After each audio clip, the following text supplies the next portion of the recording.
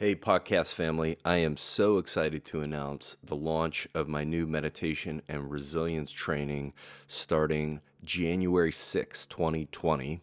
It's my personal practice and based on thousands of hours of teaching and learning. And the outcome of doing this is very simple: to get you into a powerful and palpable experience of meditation in less than 9 weeks. During the course, you'll experience 4 different kinds of meditation and apply the benefits directly in your life. So hop on over to quantum.yoga/meditate to learn more.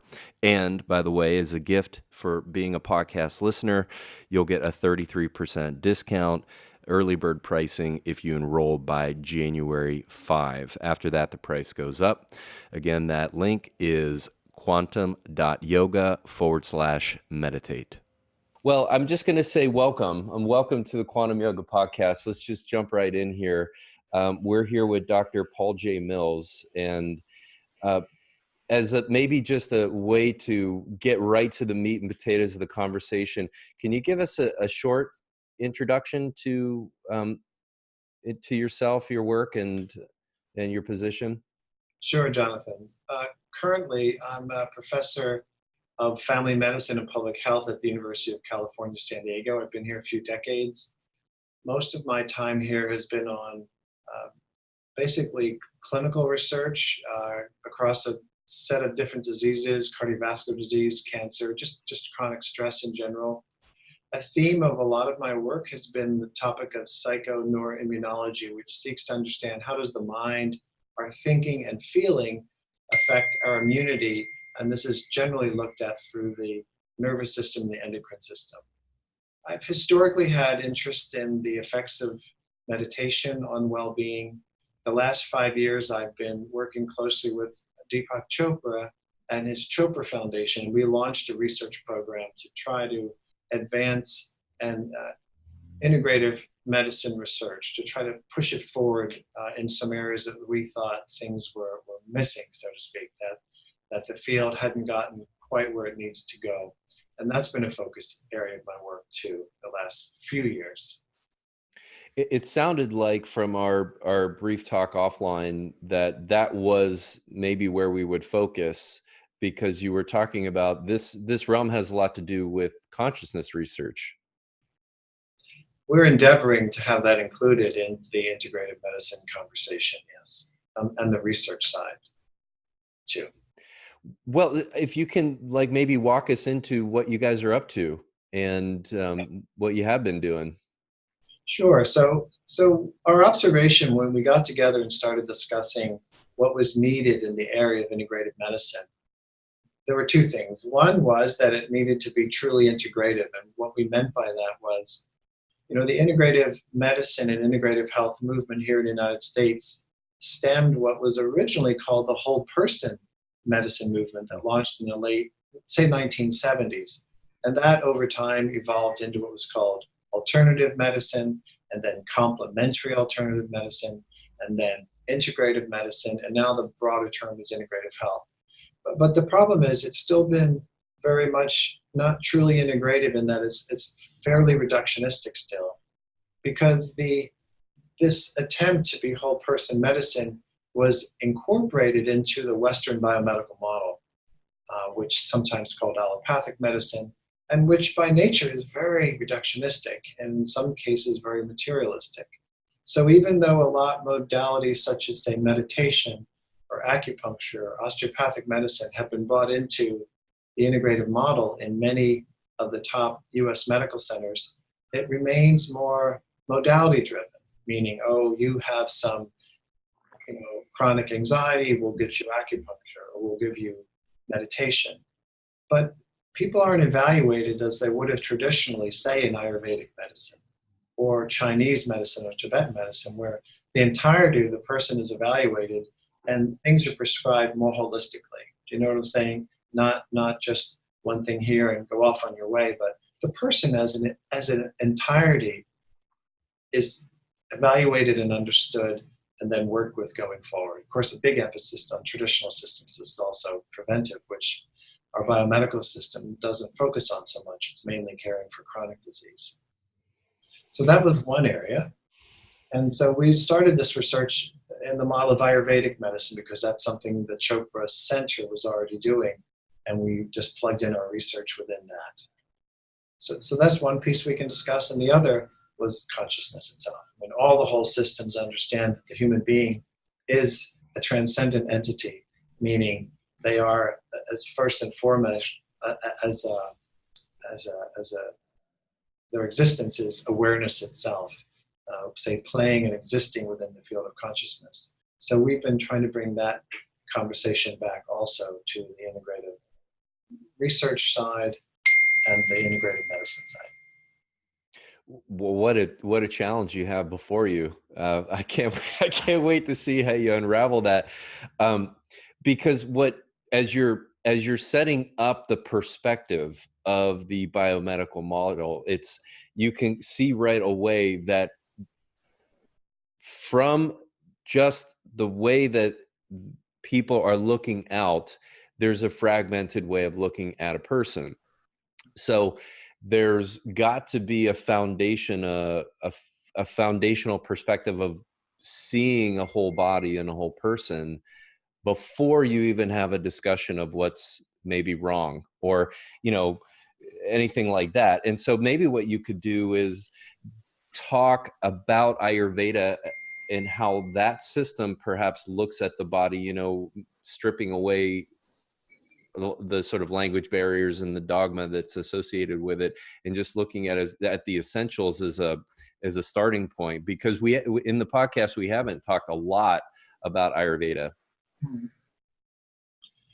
Okay, so Ayurveda, stemming from India, a big part of, and Ayurveda itself, I think would be fair to say, although I'm not a historian of Ayurveda, it's very consistent with, and much of the philosophy grew out of Vedanta, of the Vedas themselves. And the Vedas themselves, the utter premise of the Vedas is the totality and oneness of the universe, of which human beings and the awareness that we experience is actually the very foundation of the universe itself. And it's the movement from awareness to consciousness, and then the play and display of consciousness itself that leads to the creation of all the forms in the universe. And Ayurveda, when it seeks to help a person become well, it focuses on symptoms of the body and so forth, but much of that is understood and approached by healing the entirety of the person. So one of the interesting things we found in our research studying Ayurveda, and we did a randomized trial where we had people go into a week of what's called panchakarma, which is essentially an immersion in all the main pieces of Ayurvedic medicine, or some were randomized to just a vacation at the same resort setting. And what we found is just by people being taken care of in this whole systems approach, which involves meditation time, yoga time, specific herbs for that person's body and mind and temperament type, specific oils that are ingested and also rubbed on the body as part of the massage, and purgative herbs. This is all standard Ayurvedic medicine. What we found, just by people getting immersed in that, their state of awareness, their sense of self began to expand automatically. We didn't tell them about any of this kind of thing. They weren't given lectures, for example, on non-duality and then their true nature. But things shifted just automatically by being in such a program.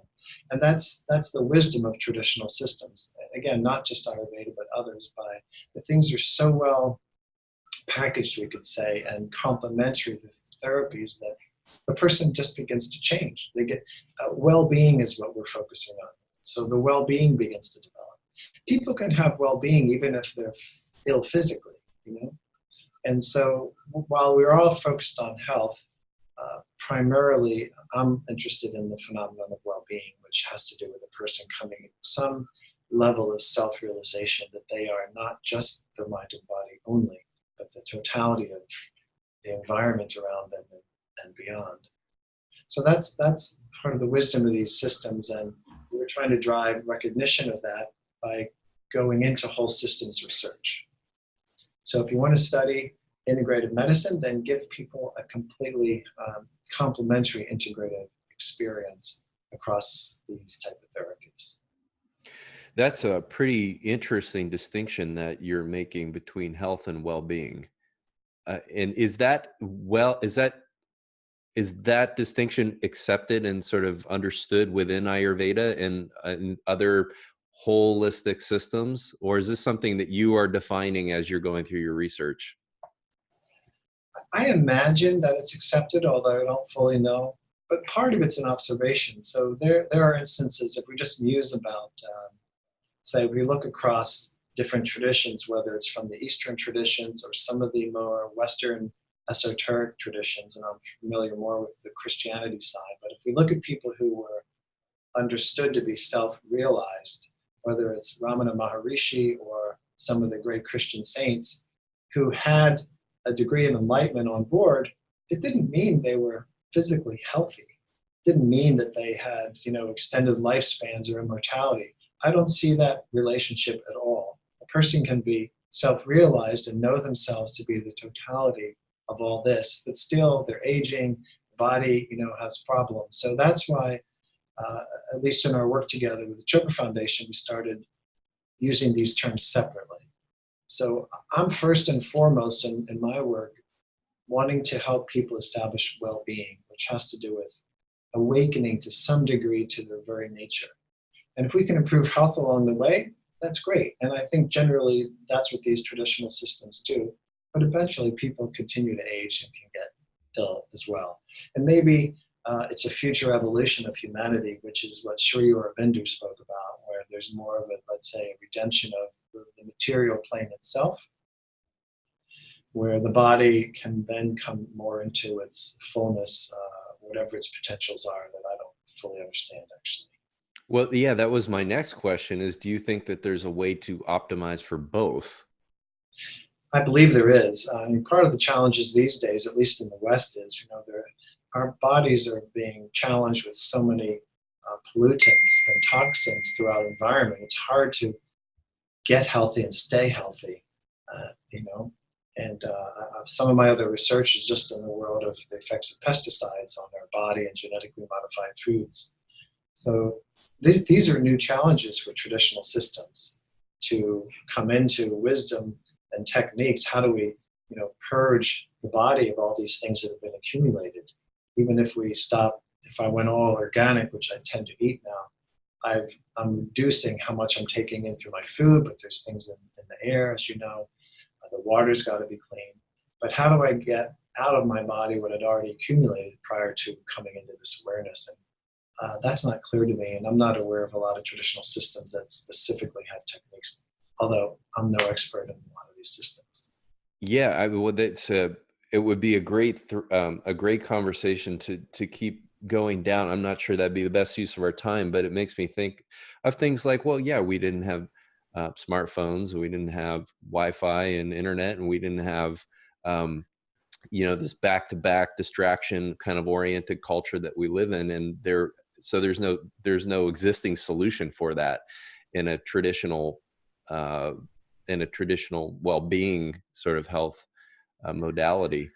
So, but I am curious about this comment because you recently published on glyphosate. Yes, I did. And if you could maybe introduce the listeners to that and what you guys found. Sure, happy to. So this is an area I got interested in a few years ago because I just saw the rise of organic foods and just conversations amongst friends and families and hearing side conversations that a lot of these products out there are really bad for us. And when I then went to the biomedical literature, which I accessed through the website pubmed.gov, in case if any of the listeners aren't aware of that, but that's maintained by the U.S. Library of Congress. It has 29 million scientific papers there now, so you can find out a lot. But I went there and I didn't see answers to the kind of questions we were starting to pose. So we started our own research program at UCSD. Our first paper just documented the significant high levels of exposure that we've had over the last 25 years from when the genetically modified crops entered into the U.S. food market. And it's been, exponential up to the present time. So we published that, got a lot of flack back from Monsanto and other parts of industry. Our most recent paper we published linked exposure to the herbicide Roundup, which the main weed killing ingredient in Roundup is called glyphosate, which you mentioned. And we were able to replicate some findings in the animal literature that people who have high exposure to glyphosate, it's also related to liver toxicity in humans and liver disease, which is typically called non-alcoholic fatty liver disease, which is epidemic in the United States over the last 15 plus years. So the question is, why is that? It's an odd thing. We shouldn't all be developing liver disease. And our genetics didn't go to heck over the last decade or two. So it's environmental. So this study showed there is a link environmentally, at least between this particular weed killing agent that's in our food and our water also. And were you able to kind of do a lifestyle evaluation of these people and what their dietary intake was and where their exposures may be coming from? Unfortunately, we couldn't. So for the studies I've done so far, there's different options to do research like this. So if I wanted to do a large-scale epidemiologic study, for example, which was our first one, I would set up and start gathering samples from people over a couple of decades and also track all their eating habits. But I didn't have the money for that nor the time, so I plugged into an existing data set, such as like the Framingham study, if you've heard studies like that, or the Women's Health Initiative, where there was already data on a set of people. There were already samples of urine and blood in a freezer, and I was able to get access to those samples, thaw them, and assay them for glyphosate.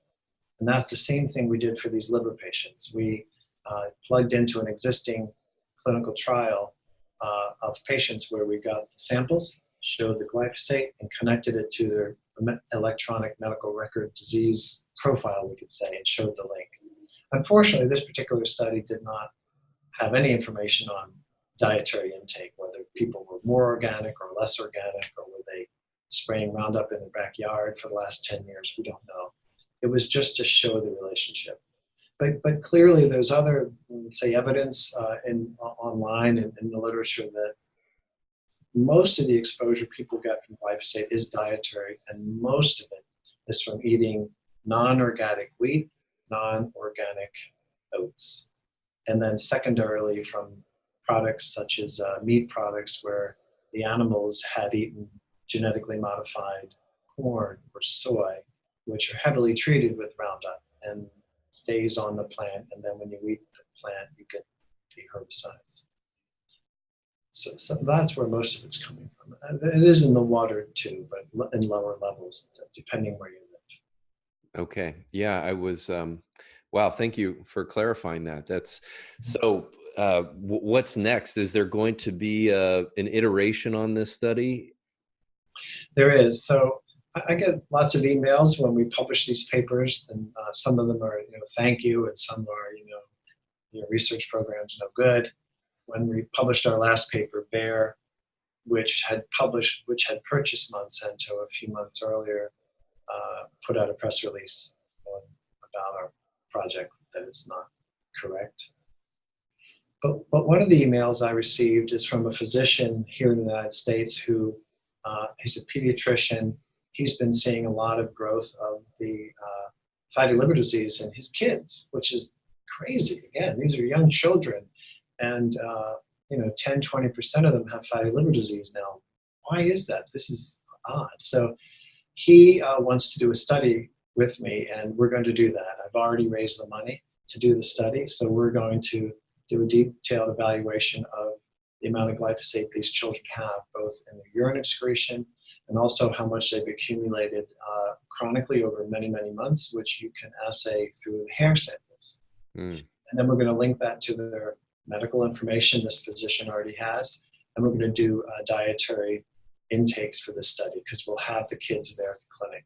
I wasn't able to do this with this other study of adults. So that's the plan. And if things go well, we'll get this launched in maybe 2 months. And it shouldn't take that long to complete the study. Wow. And what are you guys evaluating as far as liver markers? Or are you? Yeah, there's a standard panel that most physicians use that give you a sense of liver enzymes when the liver is not doing well. And he also has an extensive ultrasound imaging on these kids. And that's how he originally evaluates how their liver's doing. In the adult study we did, I also had biopsy information on livers, because that's how the adult patients were studied in the other project. We won't be doing that for these kids. I don't think it's needed. Wow. Okay. Well, best of luck with that. Let's circle. Oh, and one other final point on that. Someone told me with the purchase of this of Monsanto by Bayer that they were going to swap out glyphosate with a new chemical. Is something that you're aware of? Yes, there are next generation herbicides that Monsanto and now Bayer had been developing for many years. Some of them are already out there because one of the problems with the glyphosate is that, you know, nature is amazingly adaptive. So a lot of the plants have become resistant to the weeds, that is, resistant to Roundup. So in the past, if you sprayed them once, they would die immediately. And some years later, you spray them, well, they got a little weak, but they kept growing. So the dosage has had to be increased tremendously. And currently, in the United States, there's over 60 million acres now of what are called superweeds, which means they can't be killed anymore by these herbicides such as Roundup. So the corporations and industry have been developing, let's say, better ones. Generally, these better ones are even more toxic to life forms such as us and other animals and insects. So this has been in the news a lot the last, let's say, year or so, as some of these products have been rolled out in the Midwest. And they were a bit harder to control, meaning a farmer might spray it on his genetically modified corn. But there's a problem with drift, and a lot of these products move on through the atmosphere and affect other farmers' crops and will damage them or kill them because they haven't been modified to sustain. So it's an area of controversy. It's many people call it just an endless, horrible cycle that the farming industry needs to get off of, because where do we stop as far as the amount of the stuff we're putting on our food, and then advancing the degree of toxicity of these products, not just to wipe out the weeds, but then we who ingest it. And the animals as well. There have been many longitudinal studies on rats and mice and pigs, and if you expose them to this stuff over time, what happens to their bodies, health and well-being, we could say. And then, you know, people who eat that then ingest the same thing. So there's so many revolutions going on now, as you know. There's the organic food movement. There's Kiss the Ground to revitalize our soils so our food has nutrition again. There's a lot of good things going on that bring me hope in the areas of food and nutrition. But the old systems need to be stopped. Can we talk for a few minutes on the topic of consciousness and your explorations, we'll say professionally into this realm, because I'm sure that there are some personal ones. And I'm curious too, when you do explore consciousness in your studies, do you actually look at biomarkers when you do this? So we are doing that. So far in our, let's see, where to begin? So some aspects of the work we've done is looking at, we use traditional questionnaires around consciousness, which I think relevant would be things like spirituality, self-compassion, empathy. And there are standardized questionnaires that are out there that we've used. And we show, for example, when the participants in the study of Ayurvedic Panchakarma, their sense of spirituality and self-compassion and gratitude and love increased significantly just by being in that intensive program. We also gave a questionnaire on non-dual awareness that had been developed up at the California Institute for Integral Studies as part of some dissertation work there. It's a pretty good questionnaire. So we gave that, and the scores on that questionnaire also increased significantly in those people who had participated in Ayurvedic immersion. So that's part of it. And then we also created our own questionnaire, which we called the IM questionnaire. We're just writing up this data now for publication. And the way that worked is we had a piece of paper, which is essentially blank, and it had blank rows, And at the top it says, I am questionnaire. And we said, here, please fill this out. And we didn't give people any other direction. So most people at the beginning, they'll write down, I am a scientist, or I am a mother, or I am. They fill it out around items of their self-perceived social roles. And that's how most people see themselves. You ask somebody, who are you? Oh, I am Paul Mills, or I am a scientist. It's social role oriented. But then we gave the questionnaire again with no instructions at the end of the week, and said, please fill this out again. And the answers were very different. And the answers were something like, I am, connected to the world around me. I am, part of the universe, or these sorts of things. So just by being in that program, people's sense of identity got loosened up from the mind, body, and the roles of the body to beyond that, to the environment and feeling more connected. And so that's another way we're exploring this at the moment.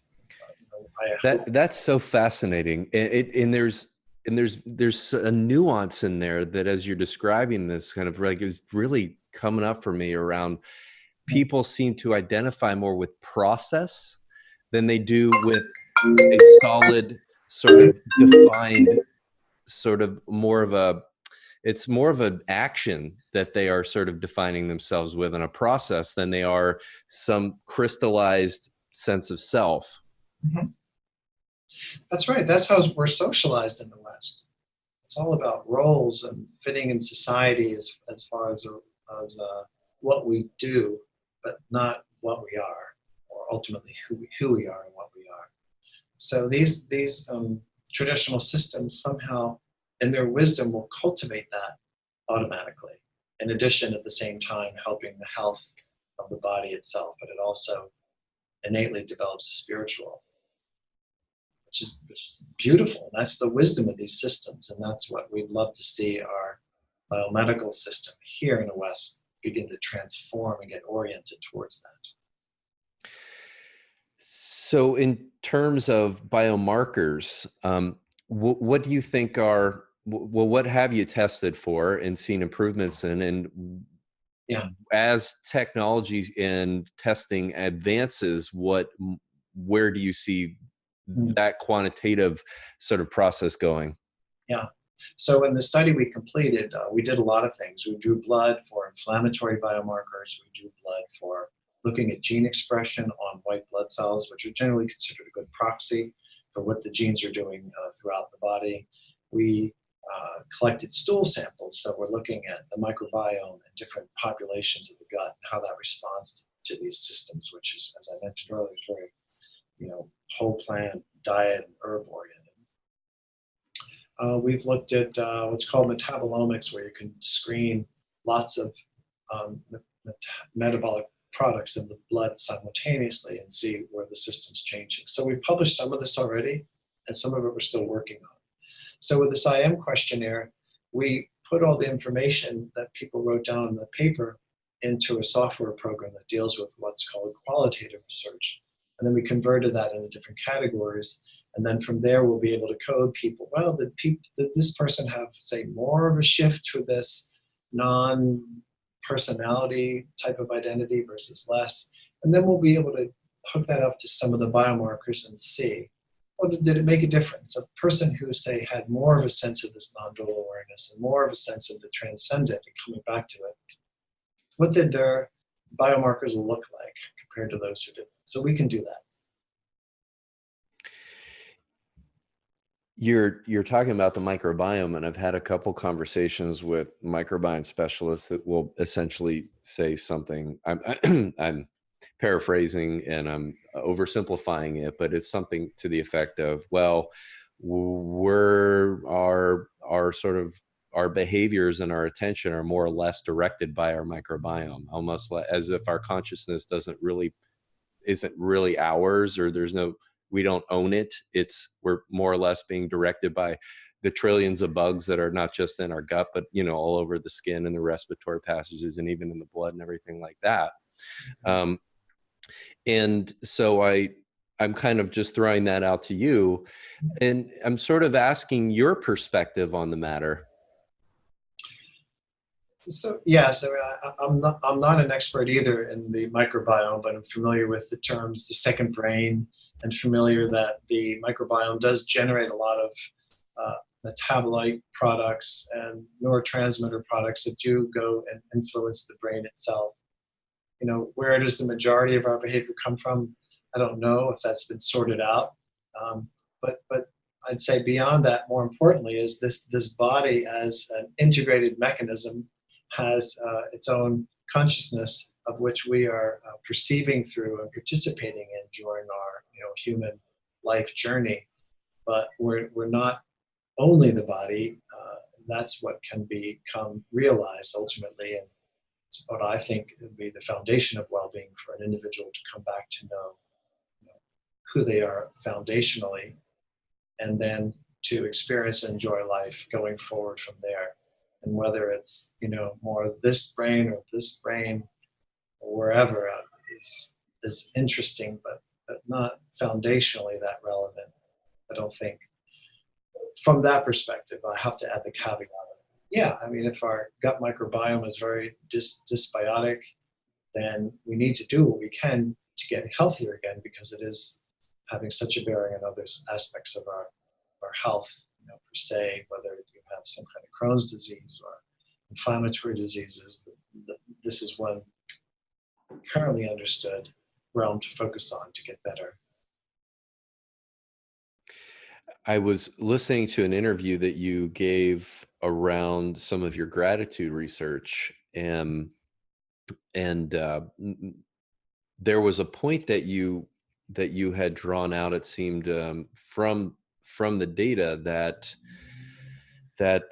and I'm just, correct me if I'm wrong here, but it was something to do with it did not matter, sort of this definition of spirituality did not matter if you had spirituality or not, or you were in a spiritual practice. The thing that seemed to drive a sense of well-being was the emotion of gratitude, and practicing to increase your sense of gratitude throughout the day and your sort of baseline gratitude awareness. Yep. Yeah, that was such a great study, and we've continued to do some of that work. And this work we've done so far has been individuals who have advanced heart failure, and we're trying to figure out ways to help them just get better, both on the state of their mind from their depression and sense of isolation, but also their body. So we just did a randomized trial where we had patients keep a gratitude journal for a couple of months, and we had them write down every day some things they're grateful for. And we found those patients who did the gratitude journaling versus their just continuing usual care really did so much better. Not only did their, say, trait gratitude or attitude of gratitude improve over time, which happens when you journal or keep any form of gratitude, practice, but also their depression went down, their cardiac regulation of their heart, which we measured by something called heart rate variability, improved. We measured a lot of inflammatory markers in the blood, and those went down on average about 22%, which was amazing and very also helpful for their general health and say well-being. And I think it's true that we looked at all the different domains people journaled about. It could have been family, friends, weather, sense of health, on and on. It didn't really matter what they journaled about. It was just that they were journaling and reflecting on gratitude. I look at gratitude as it's a very important trait of the soul itself, we could say. It's certainly historically considered a component of spirituality, as is love and empathy and compassion. But we find that in our work that gratitude is especially powerful because it helps people move out of a sense of isolation and gives them more a sense of connectivity to the world around them, which is akin to what I think we were speaking about earlier with this research on Ayurveda, that people can move out of the sense of isolation, that they're just this little entity experiencing everything out there. Gratitude, I think, helps break down barriers so people begin to feel a connection with things, because I'm saying I'm grateful for this person or that, and it's an opening of the heart, it's an opening probably of the whole biofield.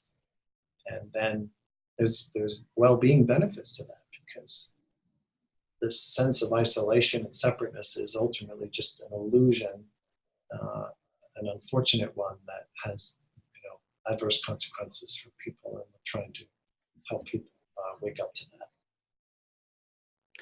Why was it that you chose gratitude among all the different positive affect Yeah, emotions that you kind of mentioned earlier? yeah, it was really just practical.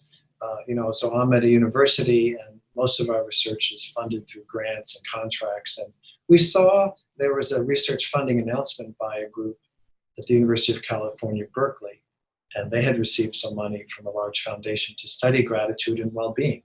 And we saw the announcement, and we were already studying cardiac patients, and somebody said, there's this old adage, a grateful heart is a healthy heart. So let's write a grant for this. So that's why we studied gratitude. It was kind of a practical thing initially, but it became a really important part of our work ultimately because of the findings. Well, since we just have a couple more minutes left, I'd like to throw one last question at you, and mostly because you have such a unique perspective and such a wide perspective on both well-being and health. What would you say are top practices for well-being and separately health? Well, we're just talking about gratitude, and I would encourage people to do that because it's such a powerful technique. Or if there's some other practice akin to that, say activating spiritual components that are historically understood, whether it's compassion to others or self-compassion. It's something that begins to help loosen this rumination of our thinking and what goes on in the mind. I think self-inquiry is very positive, very important.